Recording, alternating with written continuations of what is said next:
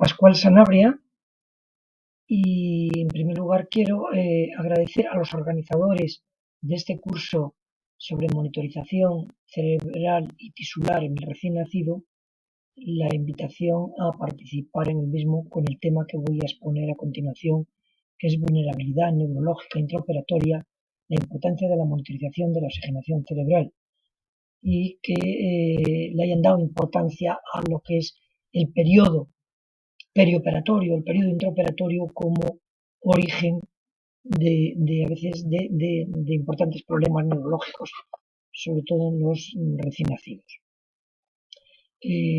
Muchas gracias a ustedes por su presencia, por estar ahí y desearles desde aquí mucho ánimo y a ver si entre todos unamos nuestros esfuerzos y conseguimos derrotar, vencer a esta maldita pandemia del coronavirus que tiene a la humanidad tan afectada.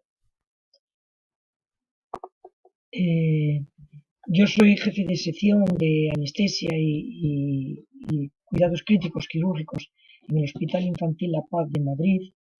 Llevo más de 25 años dedicado de forma monográfica a la anestesia pediátrica, dedicado especialmente a la anestesia en cirugía cardíaca, anestesia neonatal y también a los cuidados críticos posquirúrgicos, ya que en mi servicio gestionamos una unidad de cuidados críticos pediátricos en pacientes posquirúrgicos.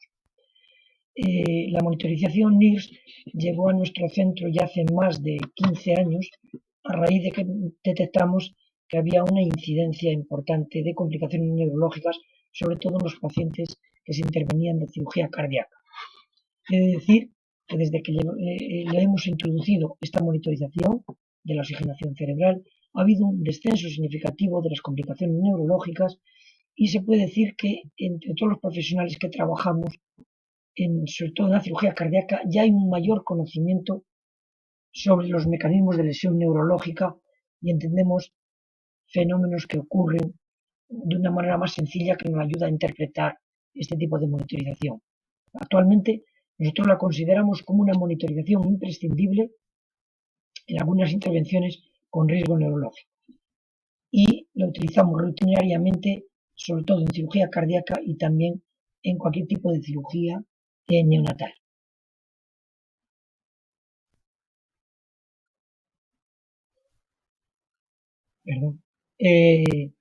Sobre la vulnerabilidad neurológica en el perioperatorio en los pacientes pediátricos, hay evidencias suficientes para decir que el cerebro en crecimiento es muy vulnerable a la lesión en los pacientes pediátricos, sobre todo en los niños más pequeños. Ello se debe a la alta tasa metabólica, a que existe una fragilidad vascular y a una autorregulación del flujo sanguíneo cerebral inmaduro. Se sabe que los niños con cardiopatías que se intervienen tienen peores resultados neurológicos en los test de función cerebral que en los niños sanos y que no se intervienen. Esto es con seguimientos que se han hecho en los pacientes a lo largo de 2 años tras la intervención. Se vio que hasta en el 46% de los pacientes había anomalías en los test de desarrollo neurológico. Se sabe que los neonatos son los más vulnerables respecto a niños mayores, que la lesión neurológica es más frecuente cuando la cardiopatía es más severa y cuando se asocia a síndromes, y va a haber más complicaciones neurológicas en aquellos pacientes que necesitaban más drogas inotrópicas, tenían los lácticos más elevados y se detectaban valores de osimetría cerebral más bajos durante el periodo perioperatorio. Se sabe que las lesiones neurológicas con frecuencia no se detectan incluso hasta años después. Esto es lo que añade más complejidad, ya que muchas veces nos preocupamos del momento agudo sin pensar que la lesión ha sido subclínica y posiblemente se manifieste en el niño a medida que va creciendo en forma de alteraciones del comportamiento o trastornos del aprendizaje. Pero la lesión se produjo durante la fase operatoria y en el periodo neonatal. Otra cosa que lo hace más complejo es que la fisiopatología de la lesión a menudo es multifactorial, no es una causa aislada, suelen ser varios factores asociados, añadido a condiciones preexistentes. También que el periodo perioperatorio es una situación durante la cirugía de riesgo importante para lesión neurológica sobreañadida, y que para mejorar, las estrategias de mejoras van encaminadas a utilizar una neuromonitorización, pero no solo un monitor, sino incluso varias formas de medir, como puede ser el NIRS, la electroencefalografía y el Doppler transcraneal. Es conocido que los pacientes que tienen síndromes que afectan al neurodesarrollo van a tener más incidencia de complicaciones neurológicas. Que hay anomalías congénitas de desarrollo del sistema nervioso central, el desarrollo, con malformaciones cerebrales que o genesia al cuerpo calloso, que va a haber más incidencia también de complicación neurológica. La prematuridad y el retraso de crecimiento intrauterino les hace más vulnerables a los mecanismos de lesión y se va a detectar más complicaciones neurológicas en estos pacientes. Y por otro lado, los neonatos, hay madurez de los mecanismos de autorregulación del flujo sanguíneo cerebral y van a tener menor tolerancia a la hipotensión. Por tanto, son condiciones de riesgo neurológico en el periodo perioperatorio la inestabilidad hemodinámica, evidentemente, situaciones de hipotensión o el síndrome de bajo gasto cardíaco. Durante la cirugía cardíaca, situaciones de hipoperfusión, la isquemia o reperfusión, cuando se utiliza una estrategia de parada circulatoria total y cuando sobrepasa el tiempo de seguridad isquémica que se está establecido en unos 40 minutos, aunque este periodo puede ser muy variable. Puede haber fenómenos de embolismo cerebral, problemas secundarios al circuito por una malposición de cánulas o utilizar flujos inadecuados, hemodiluciones en circulación extracorpórea excesiva, también con hematocritos por debajo de 25 se asocian a peores resultados neurológicos que hematocritos más elevados. El manejo del pH en circulación extracorpórea en hipotermia también puede influir, ya que la estrategia pH-STAT consiste en mantener el paciente en un ambiente más hipercámnico y consigue mayor vasodilatación cerebral. La respuesta inflamatoria y la modulación de la misma mediante corticoides puede tener cierto efecto de protector, así como la ultrafiltración modificada para extraer mediadores de la inflamación. Tiene efecto protector de complicación neurológica. La presencia de colaterales aortopulmonares o SUN derecha-izquierda son factores de riesgo para disminuir el flujo sanguíneo por el robo que ejerce las colaterales o bien por embolismos que se forman de derecha a izquierda o valvulismos paradójicos en caso de foramen oval. La hiposemia crítica, sobre todo cuando rebasa una P2 por debajo de 40, saturaciones por debajo de 70 o una saturación venosa mixta por debajo de 40, se asocian a lesión neurológica. La hipocapnia severa también. Aumentos excesivos de la presión venosa central, sobre todo cuando se asocia al bajo gasto cardíaco. La hipertermia, embolismos paradójicos, un mal control glucémico, tanto la hipoglucemia como la hiperglucemia son situaciones de riesgo, la respuesta inflamatoria sistémica y la fisiología de ventrículo único, donde se forma una mezcla y va a haber más incidencia de complicaciones neurológicas. Además que también son más frecuentes las presencia de las colaterales aortopulmonares. Y últimamente se está planteando, aunque no hay una confirmación exacta, si las drogas anestésicas, las drogas empleadas también en cuidados intensivos para sedación, si tienen un mecanismo de lesión neurológica adicional por neurotoxicidad directa en un cerebro en desarrollo, en crecimiento. En este estudio, en pacientes sometidos a cirugía cardíaca, pacientes neonatales, se detectó que hasta el 50% de los neonatos se les vio por resonancia magnética que había leucomalacia periventricular, una lesión isquémica periventricular, y el patrón común en todos ellos es que se habían detectado episodios de hiposemia y sobre todo de hipotensión, pero principalmente de hipotensión diastólica. Por tanto, la hipotensión diastólica en los neonatos provoca una situación de riesgo neurológico y vemos que una ligera caída, una tensión arterial diastólica de 35, que es normal, una ligera caída de 21 a 25 se dispara de forma exponencial la incidencia de leucomalacia periventricular. Lo mismo que la hiposemia. Una PO2 por debajo, arterial por debajo de 40, dispara de una forma alarmante la incidencia de leucomalacia periventricular. Por tanto, serían estos los umbrales, los cuales, que aunque pueda aparecer con otros niveles de PO2, pero parece que por debajo de 40 se dispara la incidencia. No existe un consenso claro sobre el límite, el umbral, el límite inferior de tensión arterial en los neonatos sometidos a anestesia. No está claro estos límites de tolerancia a partir de qué tensión, límite inferior, puede aparecer la lesión neurológica. Y frecuentemente en quirófano detectamos que en los neonatos, cuando se les intervienen, es muy frecuente detectar hipotensiones. Se desconoce también en los lactantes y los neonatos el umbral de autorregulación, que es más conocido en el adulto, pero no en estos niños.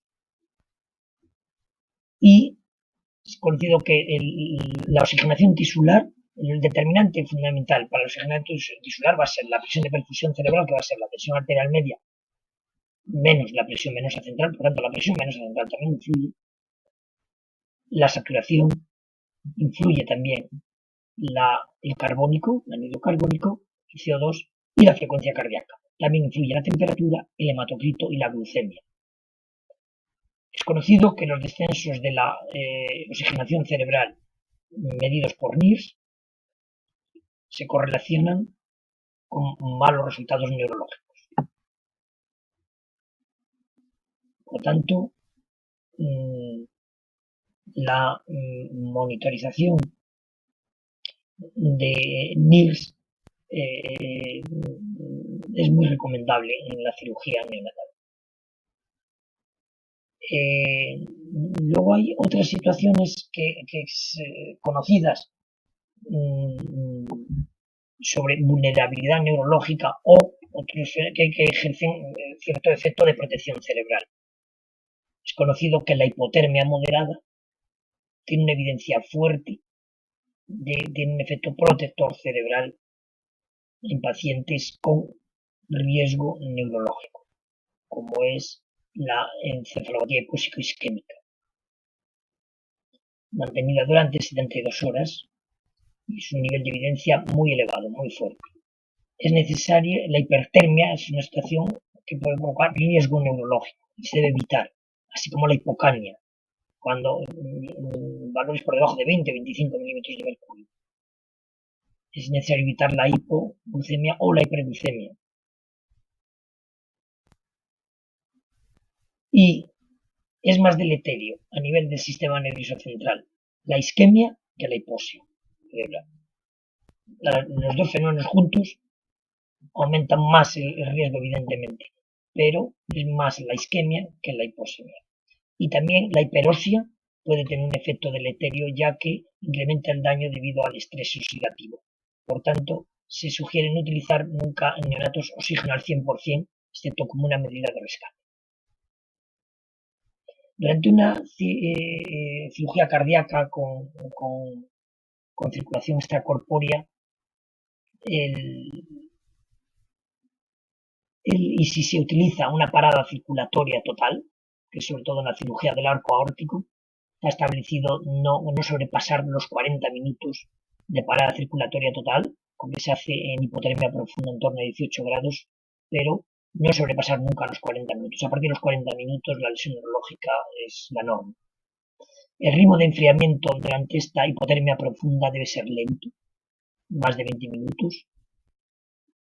Durante cualquier cirugía cardíaca en el paciente neonatal, pacientes muy pequeños, hay que evitar hemodiluciones excesivas. No debe bajar el hematocrito de 25 o 30%, ya que hemodiluciones excesivas dan peores resultados neurológicos.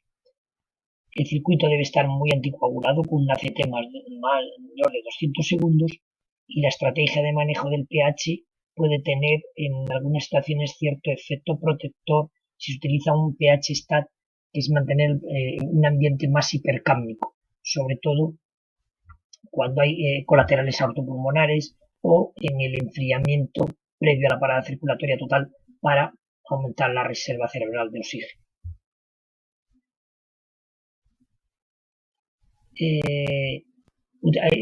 Se ha demostrado que los corticoides y la ultrafiltración modificada modulan la respuesta inflamatoria, evitando el estrés oxidativo y teniendo cierto efecto protector también de lesión neurológica. Tanto los corticoides y la ultrafiltración. Colocar filtros en la línea arterial, tanto de émbolos como de aire, y evitar en la salida de bomba un recalentamiento, hay que evitar la hipertermia. El recalentamiento debe ser lento y que nunca sobrepase los 36 grados, 35 grados y medio sería lo ideal. Hay que evitar que los pacientes salgan febriles, ya que la hipertermia se asocia también a problemas neurológicos. El mecanismo fundamental de lesión neurológica durante este periodo, en periodo perioperatorio, se debe a un desbalance siempre entre aporte y consumo de oxígeno a nivel cerebral. El aporte va a depender de todas estas variables, la presión arterial, la presión de perfusión cerebral. Una presión venosa central elevada va a bajar la presión de perfusión cerebral, del índice cardíaco cuando estamos en bomba, de nivel de CO2, una hipercapnia provoca vasodilatación cerebral, por lo tanto mejora el flujo sanguíneo cerebral, y la hipocapnia, vasoconstricción cerebral. De la anemia, el nivel hematocrítico, y de problemas mecánicos que puede haber en el circuito de extracorpórea, sobre todo las cánulas. Una mal posición de las cánulas puede dar un descenso del flujo sanguíneo cerebral, o una lateralización excesiva del cuello. Y el consumo va a depender de la profundidad anestésica y del nivel de temperatura. Por tanto, es necesario equilibrar esta balanza para evitar los mecanismos de lesión. En un estudio realizado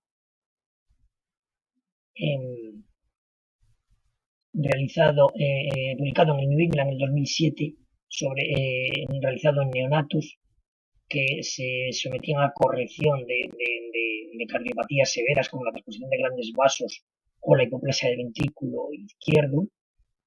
Se les hizo una resonancia previamente y ya se vio que hasta el 34% de ellos ya tenían lesión neurológica ligado a inmadurez del desarrollo cerebral, debido a cambios del flujo que hay cerebral ligados a la cardiopatía en el periodo intrauterino. Pero complicaciones aumentaron se detectaron en el posoperatorio atribuidas a problemas en el periodo perioperatorio.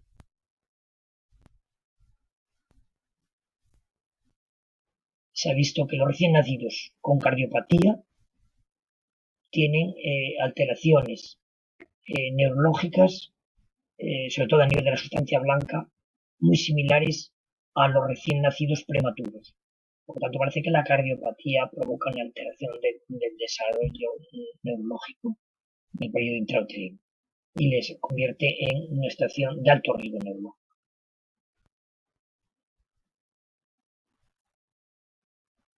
Las complicaciones aumentan principalmente, sobre todo en la cirugía cardíaca con bypass cardiopulmonar, llegando hasta un 60%, como hemos visto, cuando la corrección se debe a cardiopatías severas, pudiendo aparecer desde convulsiones, accidentes cerebrovasculares o bien lesiones hipóxico-isquémicas difusas o, más a la larga, retrasos del aprendizaje, retraso psicomotor, alteraciones cognitivas, déficit de atención y hiperactividad. Y una importante incidencia de lesiones subclínicas como la leucomalacia periventricular se ve, como hemos visto anteriormente y hemos comentado, más frecuente en el neonato respecto al 4% en el resto de niños. Por tanto, existe periodo de edad, periodo neonatal, el más vulnerable y de mayor riesgo. Estas son lesiones que hemos detectado en nuestro departamento de pacientes sometidos a cirugía cardíaca, desde hemorragias, accidentes cerebrovasculares tipo hemorragia intraventricular, edema cerebral o lesiones hipóxico-isquémicas difusas, como en este caso, o bien hematomas parenquimatosos ligados a la anticoagulación o a un mal drenaje de la cánula. O lesiones tipo lecomalacia periventricular visibles solo por técnicas de difusión o espectroscopía. El mecanismo más común de lesión es situaciones de hipoxia o isquemia globales. Suele ser por hipoperfusión cerebral, también y por hipoxemia. Por tanto, es necesario conocer, los anestesiólogos debemos saber conocer los límites de tensión que no se deben rebasar, que se pueden estar más relacionados con lesión neurológica. No están bien definidos, pero se sabe que entre los recién nacidos prematuros hasta las 32 semanas la presión arterial media mínima que no se debería bajar es igual a la baja estacional. Luego hasta los 3 meses, cuando la presión arterial sistólica es menor de 60 ya se considera también hipotensión. Hasta el año cuando baja por debajo de 70 y después según esta fórmula. Encima de 5 años cuando la presión arterial sistólica es por debajo de 90 se puede considerar hipotensión y habría que actuar. Por tanto, aunque no hay un consenso sobre estos límites de tensión en los neonatos anestesiados, la monitorización NIRS nos puede indicar, es decir, una tensión baja con un descenso del NIRS hay que actuar. Por tanto, consideramos obligada la monitorización NIRS estos pacientes tan vulnerables. Obligada en la cirugía cardíaca, pero nosotros también ya lo utilizamos en la cirugía neonatal no cardíaca. Hasta antes de aparecer la monitorización NIRS, los pacientes se monitorizaban a nivel sistémico, midiendo la tensión arterial media, la PVC, saturación a nivel metabólico, haciendo gases, saturación venosa mixta, la temperatura. Pero para detectar los mecanismos de lesión neurológica es necesario una neuromonitorización adicional que detecte estos mecanismos de hipoxemia e isquemia cerebrales global. Y va a ser la función cerebral, nosotros utilizamos el BIS, el Doppler transcraneal y el NIRS como la monitorización fundamental que no debe faltar nunca, por su fácil interpretación y su no invasividad. Y la temperatura cerebral que colocamos el sensor a nivel nasofaríngeo. Es una forma de ver a qué temperatura está el cerebro para detectar si hay hipertermia o bajar la temperatura en situaciones de riesgo que haya que equilibrar el desbalance aporte-consumo de oxígeno cerebral. Andropoulos hizo un estudio y pudo demostrar una bajada de complicaciones neurológicas desde un 26%, las bajó a un 6% cuando utilizó una neuromonitorización multimodal en la cirugía cardíaca neonatal. Utilizaba el NIRS, caídas del NIRS las trataba asociado a una electroencefalografía, la función cerebral, y también utilizó el Doppler transcraneal. Consideraba caídas del flujo sanguíneo cerebral sin el Doppler en la arteria cerebral media, bajaba la velocidad media al 50% o estaba por debajo de 20 centímetros segundo, como aquí. Vemos el paciente antes de entrar en bomba tiene una velocidad en la arteria cerebral media de 74 centímetros por segundo.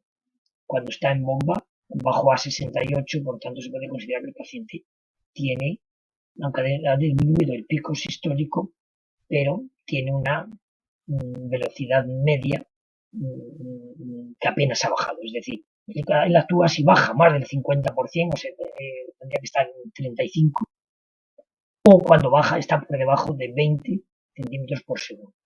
Lo consideraría hipoperfusión cerebral y actuaría. El NIRS, ¿en qué consiste? Se colocan los sensores, emite una luz cercana, próxima al infrarrojo. Esta luz tiene la capacidad de penetrar los tejidos en profundidad, hasta unos 2-3 centímetros en profundidad, a diferencia de la luz visible. Lo atraviesa y tiene un detector superficial y un detector profundo. La señal procedente del detector superficial queda anulada porque parte está contaminada por el tejido subcutáneo, quedando solo con la señal profunda, que es prácticamente tejido cerebral en un 75%. Se puede colocar a nivel regional en distintas partes del organismo para un rastreo de perfusión y oxigenación en esa zona regional. Es no invasivo y no necesita pulsatividad. Es otra gran ventaja, todo en situaciones como la parada circulatoria total. La señal que nos va a dar es un valor de saturación venosa, ya que el 75% del tejido siempre es sangre venosa, por tanto es un valor parecido a la saturación venosa, y la señal va a depender de la cantidad de cromóforos que encuentran la luz a su paso, que tienen capacidad de absorber la luz. Una de ellas va a ser la hemoglobina, dependiendo de cómo esté más oxigenada o desoxigenada, o sea, cambia el espectro de absorción de la luz, hemoglobina, y del citocromo A3, que está presente en la cadena respiratoria mitocondrial. Por tanto, para entenderlo, si hacemos pasar una fuente de luz a través de una botella de vidrio llena de agua cristalina, vemos que la luz que emitimos y la luz captada es la misma. No hay nada que absorbe esta luz. ¿Qué pasaría si la botella la llenamos de un concentrado de matíes o de sustancias coloreadas, como puede ser vino tinto? Evidentemente, parte de la luz emitida es absorbida y hay una diferencia. Por tanto, esta absorción de la luz va a depender de estos cromóforos, de la cantidad, es decir, de la hemoglobina, como esté oxigenada o desoxigenada, va a cambiar el espectro de absorción de la luz, y también de la cantidad de hemoglobina, por tanto del hematocrito, y del flujo sanguíneo en la región. Por tanto, la oxigenación, volumen sanguíneo cerebral y flujo sanguíneo cerebral. Vemos como el hueso craneal en este sencillo experimento permite pasar la luz, que en eso se basa la tecnología NIRS, y cómo rastrea la zona colocada bajo el sensor. Y nos permite determinar si hay este desbalance entre aporte y consumo de oxígeno a nivel regional. Es a nivel regional, pero podemos estimar que es lo que está ocurriendo en todo el cerebro, ya que ha colocado el sensor en la región frontolateral bilateral, es la zona perfundida por la arteria cerebral media y la arteria cerebral anterior, que ambas representan prácticamente los 2/3 o más incluso de la perfusión cerebral. Y esta es la zona rastreada, que, como vemos, sobre todo es tejido venoso. Por tanto, los valores son más parecidos a los de la saturación venosa. Hay suficiente evidencia científica que demuestra que valores bajos del NIRS se asocian a complicaciones neurológicas y malos resultados neurológicos, tanto en adultos como en niños. Y descensos del NIRS se puede considerar como un primer fenómeno indicador de alerta, de alarma, de que va a haber complicación neurológica, tanto en niños como en adultos. Los umbrales de actuación están también muy definidos de las caídas del NIRS, de la osimetría cerebral. Cuando el valor está por debajo del valor 50, de la línea de 50, o cuando cae más del 20% del valor basal. Esas caídas parece que están relacionadas con peores resultados neurológicos. En niños muy pequeños, están establecidos los límites de seguridad. Aún es desconocido. Depende de la severidad y la duración del episodio. Por tanto, hay que ver la tendencia y lo que se llama también, que veremos a continuación, el área bajo la curva. Pero sí se ha demostrado en modelos animales neonatales que valores por debajo de un 44 ya se determinó lesión neurológica. En neonatos sometidos al primer estadio de la intervención de Norwood, en la hipoplasia del ventrículo izquierdo, valores por debajo de 50 mantenidos durante 3 horas, se detectaban ya lesiones en resonancia magnética. Por tanto, caídas por debajo del 20% del valor basal también se detectaron problemas neurológicos.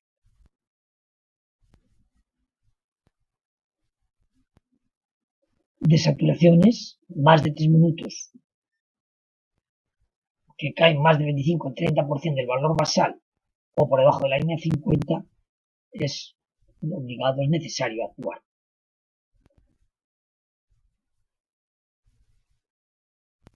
Es muy importante obtener el valor de referencia y ver la tendencia.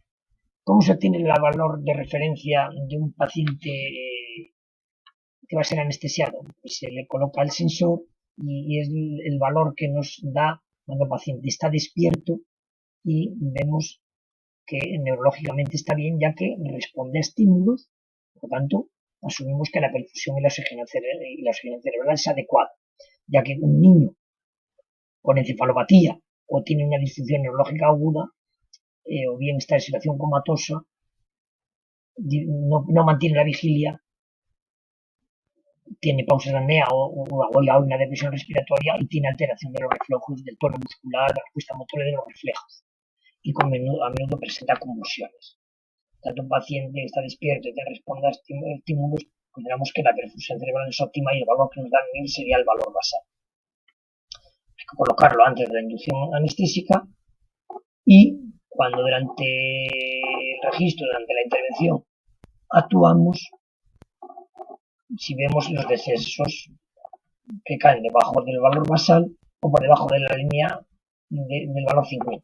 Y siempre hay que ver qué ha pasado. Las causas suelen ser caídas en la presión arterial o bien hipocapnias, cambios en la frecuencia cardíaca o bien hiposemia. Y se actúa en consecuencia. Una caída de la presión arterial o bien se utiliza volumen, aunque esto con cierta precaución para evitar sobrecargas hídricas, o bien con catecolaminas. Estos son los valores. Es importante el valor basal. Descensos del 25% del valor basal habría que actuar. Si cae por debajo del valor 50 también. Y el área bajo la curva. Es decir, que una caída por debajo de 50 durante un escaso tiempo tiene menos riesgo de lesión neurológica que si se mantiene por el tiempo. El área bajo la curva nos va a medir la caída, el descenso, por tanto, el valor que bajó debajo de 50 multiplicado por el tiempo que se mantiene. Por tanto, es un área, es base por la altura, por el descenso. Cuanto más mayor es el área bajo la curva por debajo de 50, más riesgo nos indica que ha habido más hipoperfusión cerebral. También hay que darle importancia a los valores elevados, ya que pueden indicarnos bien hiperemia o hiperosia. Y también pueden ser motivo de lesión. Hay suficiente evidencia científica que demuestra que estos valores, estas caídas, se asocian a problemas neurológicos, bien en forma aguda o bien detectados tiempo después, y nos ha permitido el MIRS identificar mecanismos de lesión que antes nos pasaban desapercibidos. Durante la cirugía cardíaca nos permite determinar con rapidez si la modulación ha sido severa, si hay hipocapnia, si hay hipoperfusión cerebral, si las cánulas están mal colocadas porque pueden dar un flujo inadecuado, si hay hiposemia, si la temperatura cerebral es inadecuada, si estamos en parada circulatoria total y hemos rebasado el umbral de seguridad isquémica de los 40 minutos, porque esto es variable, hay pacientes que con menos tiempo ya hemos rebasado este tiempo, y utilizar estrategias de protección cerebral como la perfusión cerebral selectiva que veremos también a continuación. Tiene una gran ventaja que no necesita pulsatilidad, a diferencia de la pulsiosimetría, y también es muy útil en el periodo postoperatorio, como veremos también para determinar y tratar el bajo gasto cardíaco postoperatorio o incluso el destete en ECMO. Vemos que nos permite determinar la vasoconstrictividad del CO2, ver cómo está la autorregulación cerebral, es de gran ayuda para el perfusionista, para el flujo óptimo que tiene que utilizar de acuerdo a la temperatura que hay en bomba de circulación extracorpórea, el nivel adecuado de hematoclito de nutrición, qué tipo de estrategia de pH utilizar. En situaciones puede ser más adecuado el pH estado respecto al alfa-stat, y el tiempo de seguridad isquémica cuando se baja el flujo de forma excesiva porque hay dificultades técnicas y quiere el cirujano que se baje el flujo, de hasta qué punto se puede bajar, o incluso cuando se hace la parada circulatoria total. Por lo tanto, permite hacer unos cuidados orientados al cerebro, que antes de esta monitorización no sabíamos qué ocurría y nos ha permitido abrir esa ventana al cerebro y ver qué pasa si las medidas que hacemos tienen repercusión, ¿no? Y por tanto, es lo que ha hecho que disminuyan las complicaciones neurológicas. Hay algoritmos descritos de modos de actuación cuando cae, tenemos descensos del NIRS. Primero, un descenso, primero hay que actuar sobre la presión de perfusión cerebral, actuando sobre la tensión arterial media, administrando, por ejemplo, según este algoritmo de Mulkin, fenilefrina, también actuando sobre la PCO2, disminuyendo el flujo de gas fresco en el oxigenador, que son pacientes en circulación extracorpórea, o bien aumentando la FiO2, o bien aumentando el flujo en bomba, o sea, el flujo gasto cardíaco que se le da en bomba al paciente, o catecolaminas como dopamina, o aumentando el hematocrito. También en el niño tenemos un registro basal. Si se mantienen los valores igual que el valor basal antes de estar anestesiando, no se actúa, pero descensos hay que chequear qué está pasando con la tensión arterial, con el nivel de CO2, la frecuencia cardíaca o la saturación.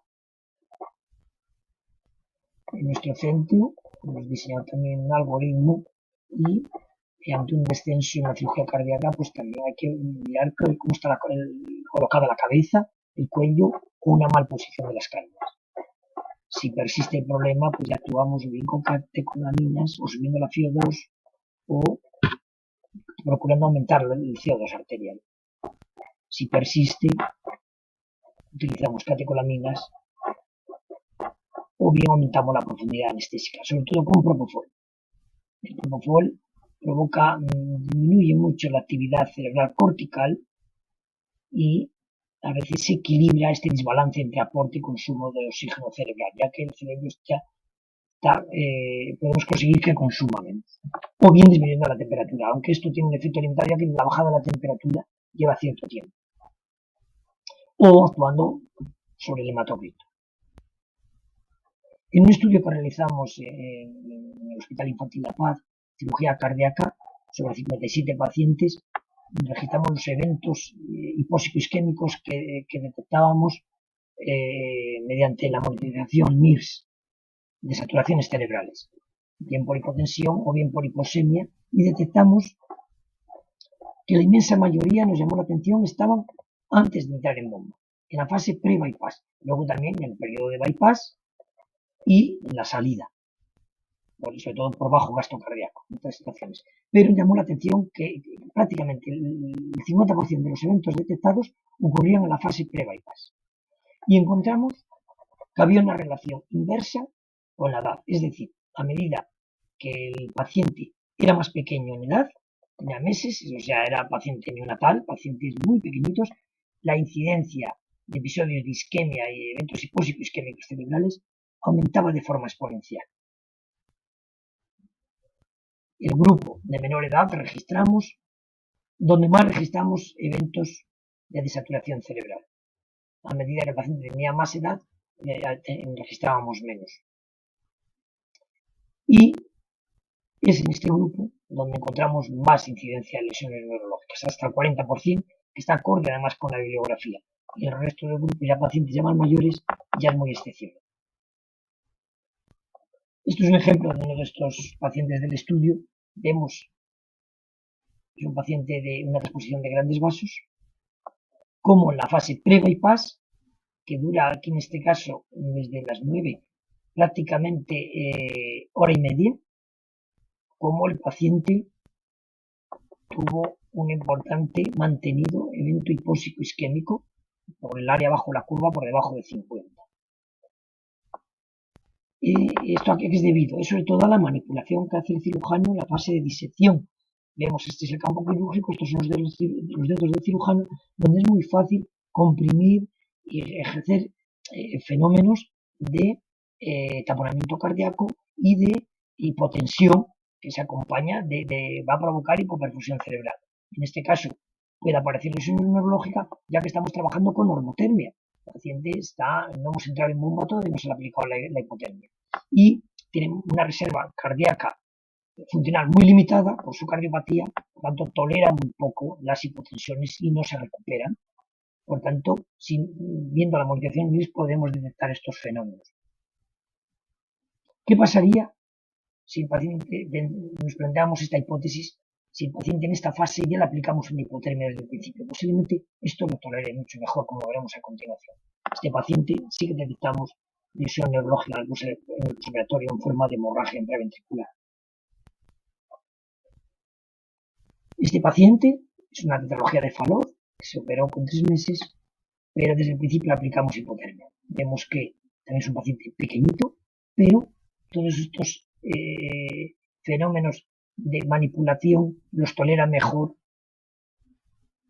posiblemente debido a que el cerebro está consumiendo menos y tolera mucho mejor la isquemia y la hipoxemia. Esta fase, la fase de canulación, luego ya la fase de bomba. Si comparamos este con el paciente anterior, que lo mantuvimos en normotermia, vemos que el área bajo la curva de aquí fue muchísimo más pequeñita solo el momento de la canulación respecto a este que fue mantenida prácticamente durante hora y media. Hemos estudiado qué pasaría si los enfriamos desde el principio con una hipotermia moderada, que no esté en 36 ni 37 grados, sino trabajar con temperaturas desde el principio más bajitas, en torno a 34. Y este es el grupo de hipotermia en la fase de esternotomía, disección, canulación, inicio del bypass respecto al grupo de normotermia. Vemos que el área bajo la curva por debajo de 50 en el grupo de hipotermia es mucho más pequeñita que en el grupo de normotermia, a pesar que en el grupo de normotermia eran pacientes mayores, mucho mayores de 18 meses y en principio lo tolerarían mejor. Por tanto, pensamos que la hipotermia puede ser un efecto protector cerebral desde el principio para evitar estos fenómenos hipóxico-isquémicos de la fase de pre-bypass, que nos hemos detectado gracias a esta modificación, si no nos hubieran pasado totalmente desapercibidos y posiblemente estén relacionados con complicaciones neurológicas detectadas en el postoperatorio. Este es un paciente de 4 meses sometido a una corrección de una CIV y en la fase pre-bypass estaba en normotermia. Luego entró en circulación extracorpórea y en el recalentamiento se hizo sin que tuviera hipertermia, mantenido a 35,5. Vemos que hay un importante evento hipóxico isquémico en esta fase de pre-bypass. Este otro, que también es de 3 meses y también es una CV, lo enfriamos ligeramente desde el principio y vemos que no registramos aquí ningún evento, pero en cambio en el recalentamiento el perfusionista superó el umbral que no deberíamos pasar de los 35,5 y sí que lo detectamos también aquí. Por tanto, el MIG nos está indicando cuál es la temperatura que debemos trabajar y nos está apuntando dónde hay oportunidades de mejora. Nos ha permitido que para la cirugía del arco buscar estrategias de perfusión que ejerzan más protección cerebral, como en este caso ya de la perfusión cerebral selectiva. La perfusión cerebral selectiva consiste para la cirugía del arco y dejar lo que es el arco aórtico exangüe y pueda operar el cirujano, se canula, la cánula arterial se pasa a través de la arteria innominada y se perfunde el cerebro a través del lado derecho. Vemos en el registro, cuando estamos perfundiendo el cerebro al lado derecho, que hay asimetría donde el lado derecho tiene mejor perfusión que el lado izquierdo, aunque se distribuye por el polígono de Willis. Luego ya, una vez reparado, ya se perfunde a través del arco. Pero obtenemos, a diferencia antiguamente, que se hacían en parada circulatoria dual. Por tanto, la cirugía del arco, que se asociaba a mucha complicación neurológica con esta estrategia de perfusión cerebral selectiva guiada por el NIRS, nos mantenemos prácticamente en todo momento por encima del umbral de los 50 de saturación que no debemos rebasar. En la cirugía del arco y en las coartaciones de aorta o cuando hay una hipoplasia del arco, y la perfusión se hace a través de la inominada. Esta es una cirugía que se hizo con parada circulatoria total. Esta es la fase de canulación. Se le enfría al paciente y se le baja a 18 grados centígrados en hipotermia profunda, aplicando una estrategia de pH-STAT para conseguir mayor vasodilatación cerebral y aumentar los depósitos cerebrales de oxígeno, y a partir de aquí se para la circulación totalmente y vemos cómo nos sigue registrando el NIRS. Va cayendo lentamente porque va extrayendo el oxígeno, hasta que llega un momento que se forma una inflexión y ya extrae más lentamente. Aquí es que se está agotando la reserva de los depósitos cerebrales de oxígeno y es cuando puede aparecer la isquemia, que es el umbral de unos, a partir de los 35-40 minutos. Es en este momento nos lo está indicando el NIRS cuando se debe hacer ya una perfusión cerebral ya intermitente o volver otra vez a perfundir el cerebro, porque si no aquí aparecería la isquemia, cuando aparece este cambio de tendencia, aquí más o menos. Se ha establecido en 40 minutos, pero esto hay muchísima variabilidad individual. De todas maneras, las técnicas ya en parada circulatoria total se hacen ya muy excepcionalmente desde que se ha introducido la estrategia de la perfusión cerebral selectiva. Esta es una perfusión cerebral selectiva y vemos como el lado derecho se perfunde mucho mejor, hay cierta simetría, pero siempre estamos por encima del umbral del 50, salvo en la fase de canulación, que hubo un evento, pero con un área bajo la curva, por debajo de 50, bastante discreta.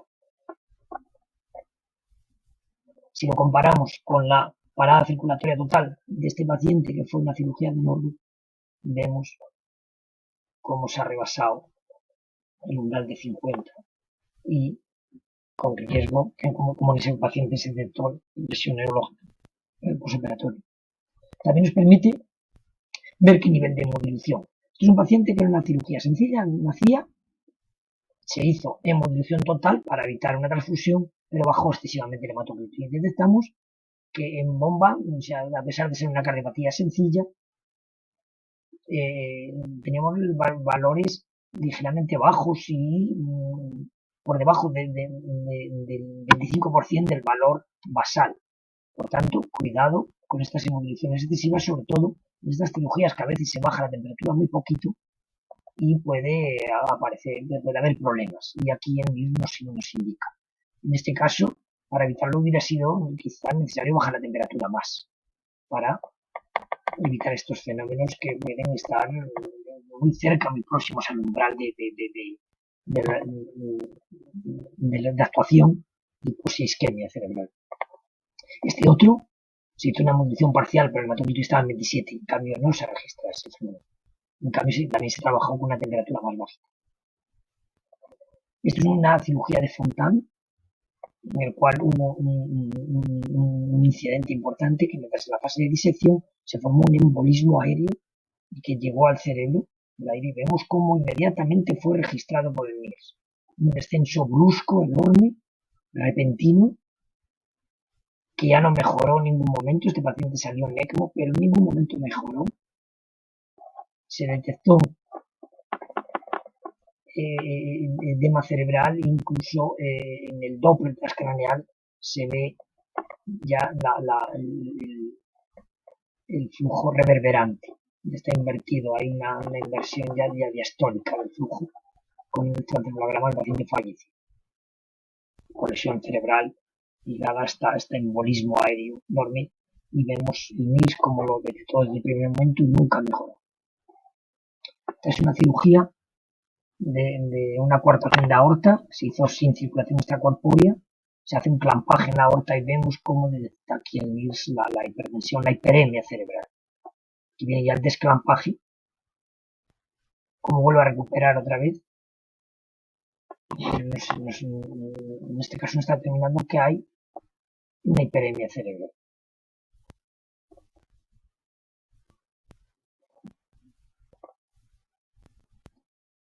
Este es un paciente con una transposición de grandes vasos, tenía una situación de un foramen oval muy restrictivo, muy desaturado, con acidosis metabólica, no respondía a prostaglandinas y situó un rasking de urgencia, como el NIRS detectó la situación tan crítica que tenía previamente y cómo mejoró inmediatamente con un rasking efectivo.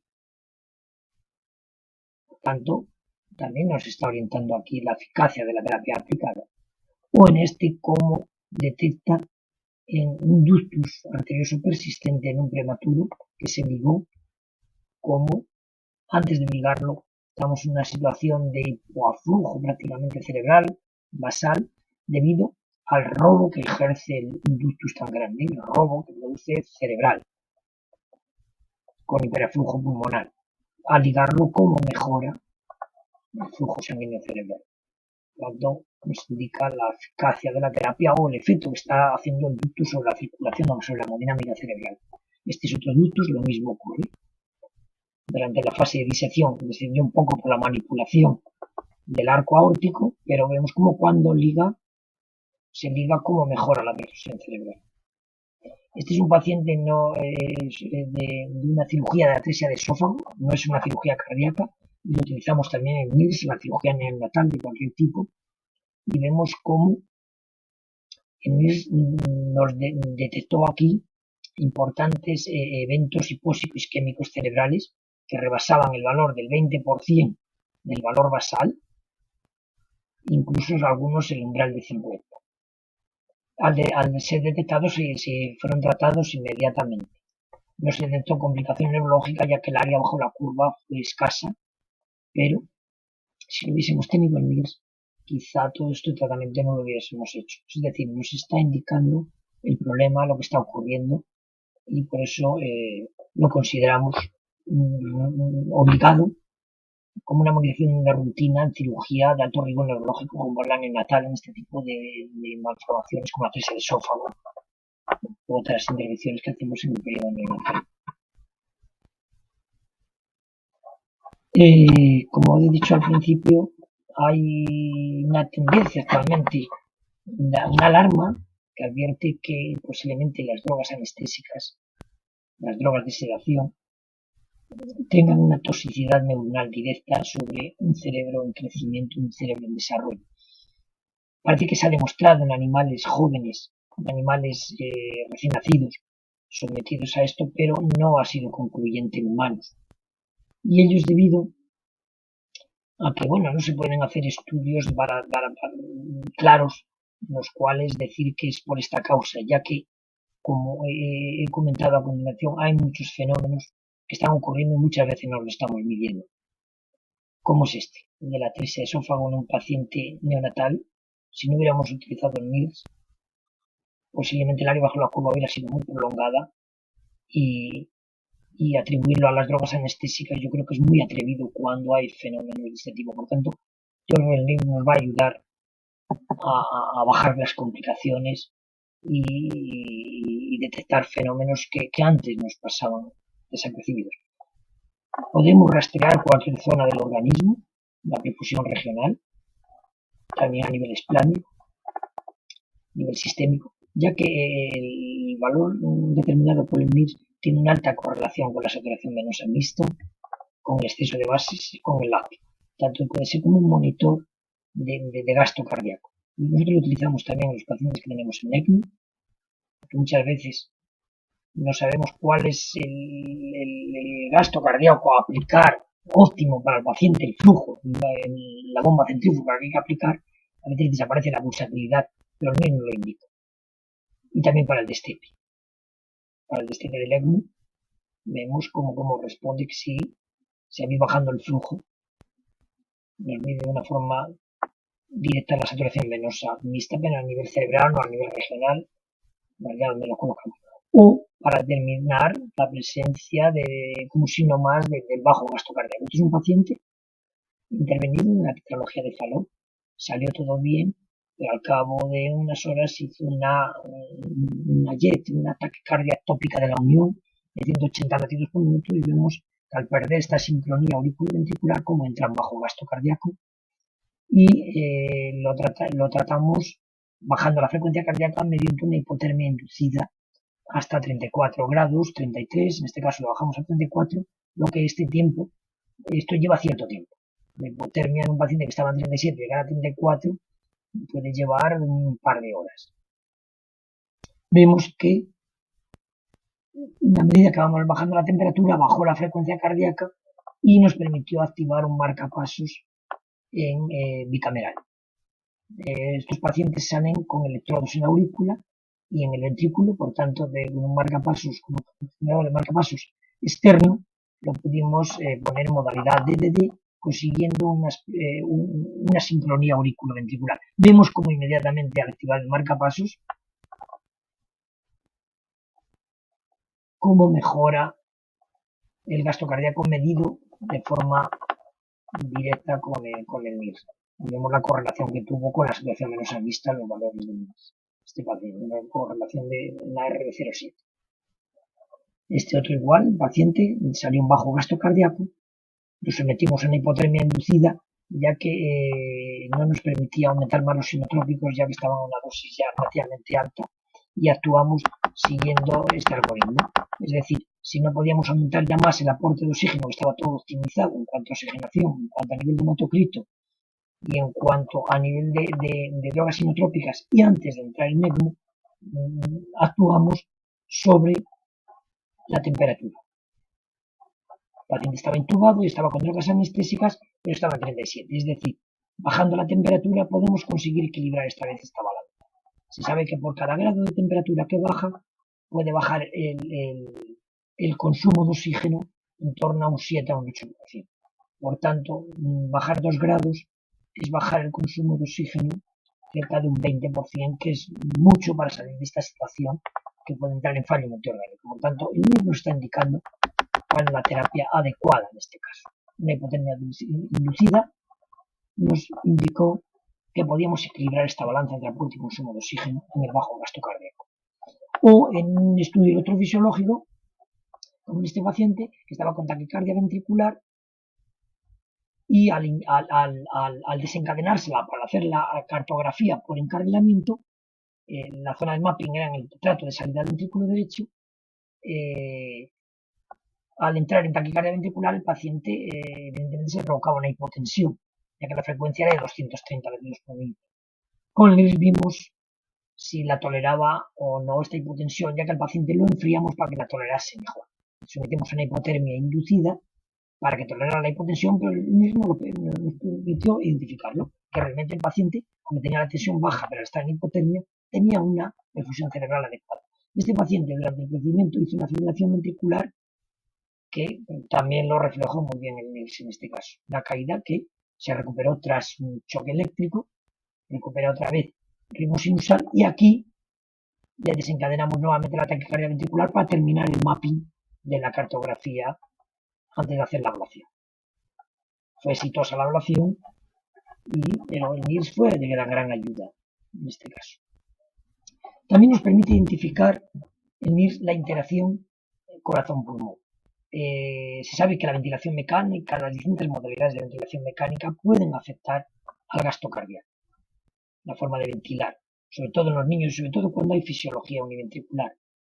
Y el MIRS nos puede indicar la terapia más adecuada o la modalidad de ventilación mecánica. En este caso, vemos al paciente cómo mejora cuando se le administra óxido nítrico inhalado o aquí cuando se le aplicó CPAP. Es decir, hay cierta interacción cardiopulmonar.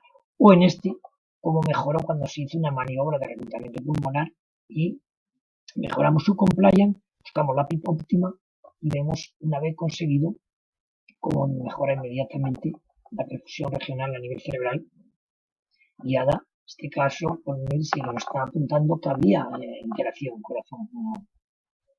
O en este caso, pues un paciente intervenido en un GLEN, como cuando pasó fisiología univentricular, de estar en ventilación mecánica cuando se pasó a ventilación espontánea, cómo mejoró, ya que la presión negativa intratorácica de la ventilación espontánea con una CPAP permitía un mejor, un mayor gasto cardíaco.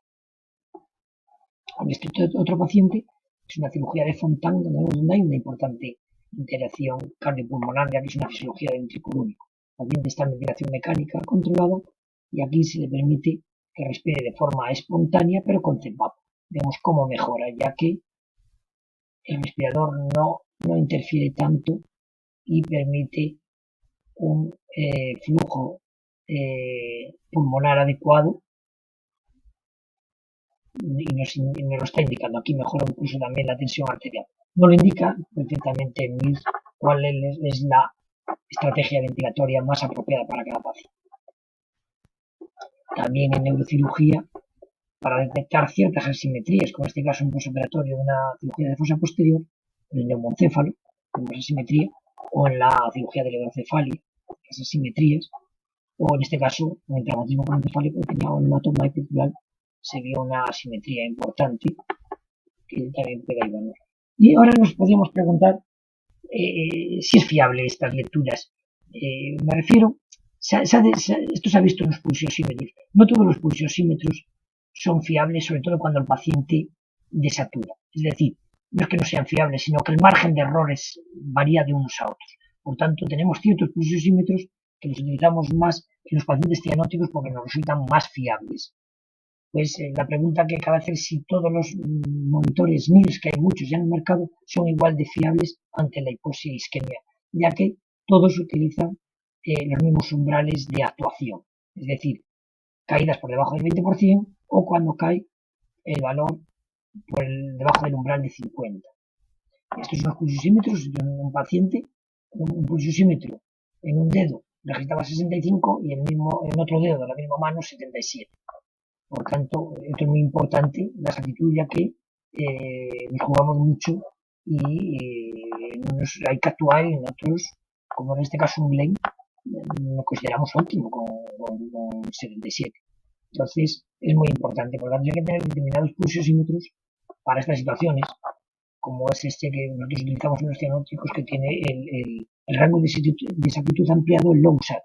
El margen de error por debajo de 80 son los de 3 puntos, cuando un pulsiosímetro estándar puede ser hasta de 15 y 20 puntos por debajo de 80.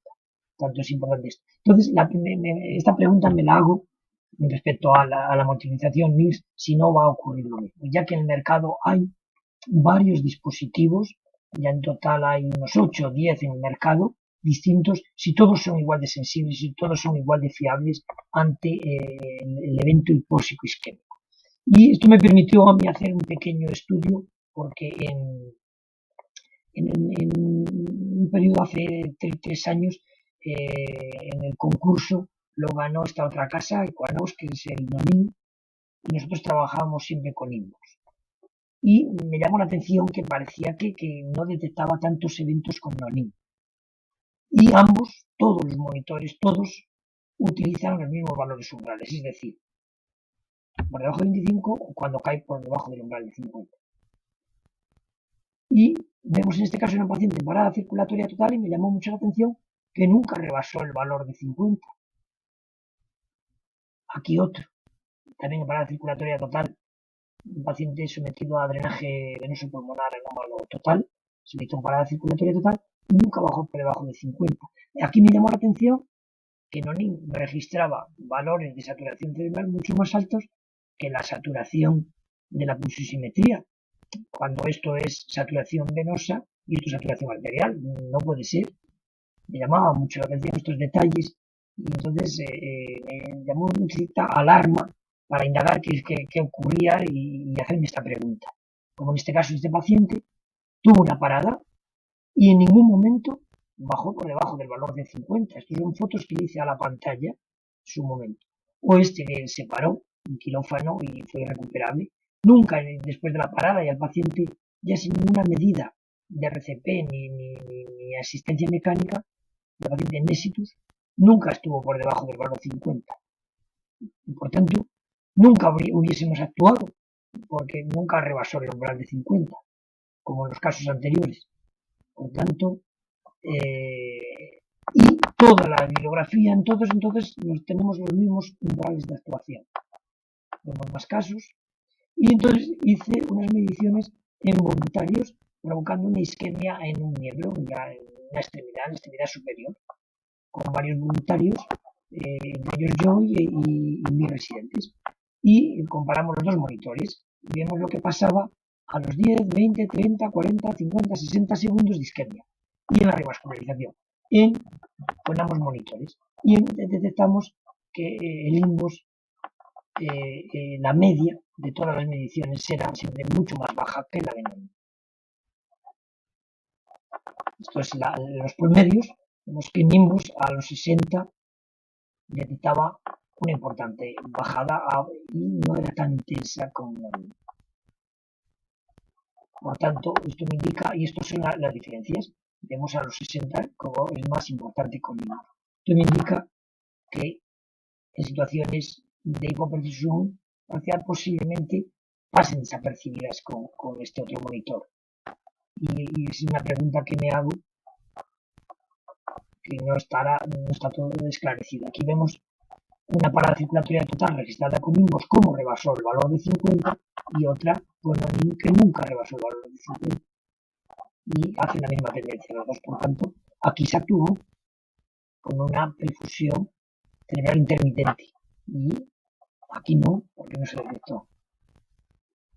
O esta filación ventricular, como rebasó el valor de 50 de la que hicimos en el cateterismo para la ablación de la taquicardia ventricular, como la rebasó, o está parada con Nonin, que nunca rebasó el valor de 50. Por tanto, es una pregunta que hay que esclarecer y plantearnos si todos los monitores son igual de sensibles, ya que parece ser que no.